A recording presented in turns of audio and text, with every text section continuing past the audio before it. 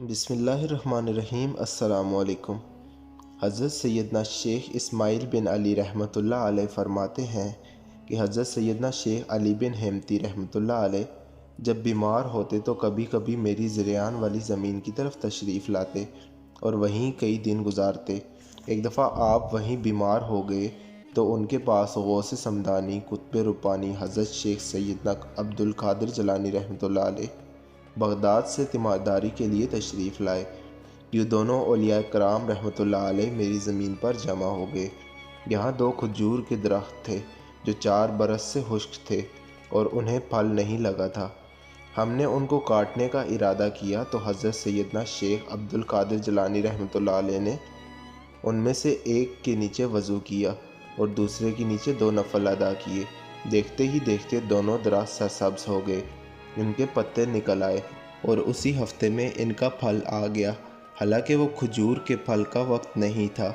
मैंने अपनी ज़मीन से कुछ खजूरें लेकर आपकी खिदमत में हाज़िर कर दी। आपने उसमें से कुछ खाई और मुझसे फरमाया, अल्लाह अज़्ज़ व जल तेरी ज़मीन, तेरे दिरहम और तेरे जानवरों में बरकत दे। हज़रत सैयदना शेख इस्माइल बिन अली रहमतुल्लाह अलैह फरमाते हैं, मेरी ज़मीन में इस साल की मिक़दार से 2 से 4 गुना ज़्यादा फसलें पैदा होनी शुरू होगी। अब मेरा ये हाल है कि जब मैं 1 दिरहम खर्च करता हूँ तो इससे मेरे पास 2 से 3 गुना माल आ जाता है। और जब मैं गंदम की 100 बोरियाँ किसी मकान में रखता हूँ, फिर उसमें से 50 बोरियाँ खर्च कर डालता हूँ और बाकी को देखता हूँ तो 100 बोरियाँ मौजूद होती हैं। मेरे जानवर इस कदर बच्चे जनते हैं कि मैं इनका शुमार भूल जाता हूँ। ये हालत हज़रत सैयदना शेख अब्दुल कादिर जिलानी रहमतुल्लाह अलैह की बरकत से अब तक बाकी है। आप रहमतुल्लाह अलैह दीगर सुन्नतों पर अमले पैरा होने के साथ साथ बीमारों की आयादत करने वाली सुन्नत अदा फरमाते थे। लिहाजा हमें चाहिए कि हम भी गौसे पाक रहमतुल्लाह अलैह के नक्शे कदम पर चलते हुए मरीज़ की आयादत वाली सुन्नत को अपनाएं। अल्हम्दुलिल्लाह अज़्ज़ व जल कुतुब अहादीस में कई मकामात पर बीमार की आयादत करने के अज़ीमुश्शान फ़ज़ाइल बयान हुए हैं। आइए बतौर तरगीब 3 फ़रामीन मुस्तफ़ा सल्लल्लाहु अलैहि वसल्लम सुनते हैं। मुसलमान जब अपने मुसलमान भाई की आयादत करता है तो वो जब लौट कर आता है तो जन्नत के बाग में रहता है।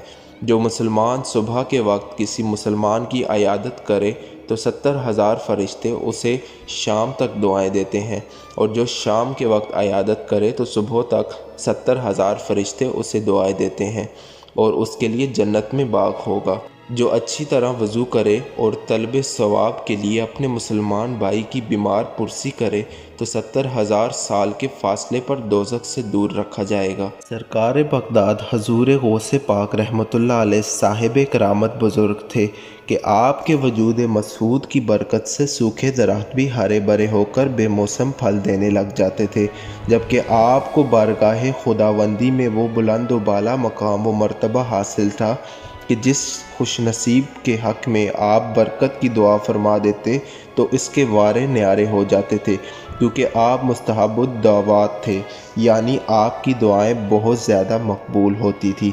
जैसा कि बयान करदा हकायात से मालूम हुआ कि आपने हज़रत शेख इस्माइल बिन रहमतुल्लाह अलैह की ज़मीन को ना सिर्फ अपने वजूद मसऊद से सरफराज फरमाया बल्कि इसके लिए दुआ बरकत भी फरमाई।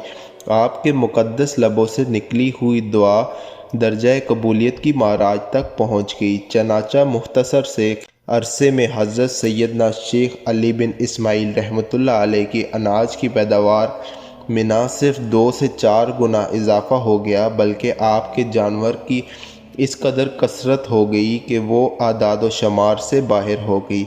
मालूम हुआ अल्लाह वालों की दुआ में बहुत तासीर होती है, लिहाजा जब कभी अल्लाह वालों की बारगाह में हाज़िरी का शर्फ हासिल हो तो हमें चाहिए कि हम मौके की गनीमत जानते हुए अदब का दामन थामें और उनके फैज़ से फैज़याब होने के साथ साथ उनसे माल व दौलत और शोहरत व मनसब वगैरह दुनियावी एतराज़ व मकासद के हसूल की दुआएं करवाने के बजाय सलामती, ईमान, नेकियों पर इस्तकामत, गुनाहों से निजात, बेहिसाब मग़फ़िरत और हरमैन शरीफ की बाअदब हाज़िरी की दुआ के लिए अर्ज़ करें।